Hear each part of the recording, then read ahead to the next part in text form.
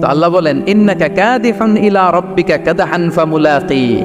হে মানুষ, তুমি তোমার রবের কাছে পৌঁছা পর্যন্ত কঠোর পরিশ্রম করতে হবে, তারপরে তুমি তোমার রবের সাক্ষাৎ পাবে। তার মানে এই দুনিয়াটা হচ্ছে পরিশ্রমের জায়গা। প্রিয় ভাইরা, এখানে পরিশ্রম না করলে সফলতার দেখা মিলে না।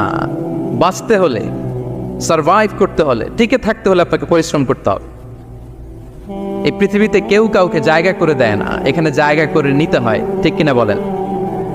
আপনি যদি পরিশ্রম করেন, পরিশ্রমে যে ঘাম ঝরে শরীর থেকে, পরিশ্রমের ঘামে জন্ম নেয় সফলতার বীজ।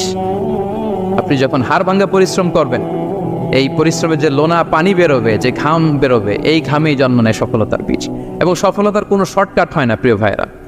অনেকে অল্পতে সফল হতে চায়, শর্টকাট খুঁজে, আসে না নাই? না, সফলতার জন্য আপনাকে লং কাটে যেতে হবে। ওখানে কোনো লিফট থাকে না, সিঁড়ি বেয়ে উঠতে হয়। অনেকে চায় যে সফলতার লিফটে উঠবো, সুইচ চাপবো, সাকসেসফুল